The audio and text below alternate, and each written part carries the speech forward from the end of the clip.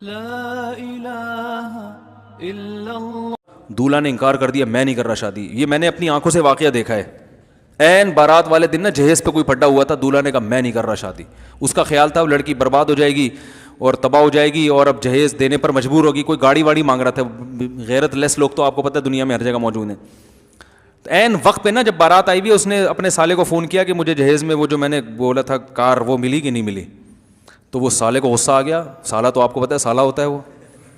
اس نے بولا یہ کیسی باتیں کر رہا ہے بھائی.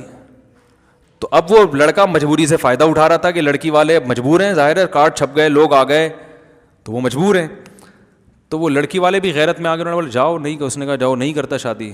چلا گیا. اللہ کی قدرت، وہیں اسی مجلس میں ایک صاحب، وہی انہی کے رشتہ دار تھے. کہ آپ خود نہ ٹرائی کریں، کوئی بھی اٹھ کے کہے کہ میں حاضر ہوں. ان کو پہلے سے لوگ جانتے تھے. ہاں آپ کہیں یار بچہ آئندہ کبھی پھٹا ہوا تو میں جا کے بولوں گا میں ہوں.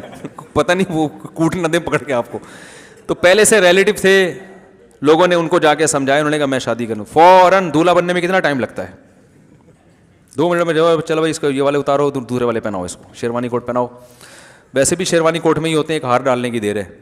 یا پھر کوئی پہنا دیا ہوگا کڑھائیوں والا کرتا، کسی سے ادھار لے لیا ہوگا کہ یار تھوڑی دیر کے لیے. میں وہ بعض دفعہ ویسٹ کوٹ بھی پہنتا ہوں نا، تو میں تو پہنتا نہیں، میرے تو یہی ڈریس ہے. تو میں وہ جامع رشید گیا JTR میڈیا ہاؤس میں، وہ ویسٹ کوٹ پہن کے نا، تو میں نے پہلی ریکارڈنگ کروائی. تو لوگوں کے کمنٹس ہیں وہ صاحب یہ ویسٹ کوٹ بہت اچھا لگ رہا ہے آپ پہ، یہی پہن کے ریکارڈنگ کروایا کریں جمعے کے بیان میں بھی. میں نے کہا بھائی یہ وہیں واپس رکھ کے آنا پڑتا ہے، گھر لے جانے کی اجازت،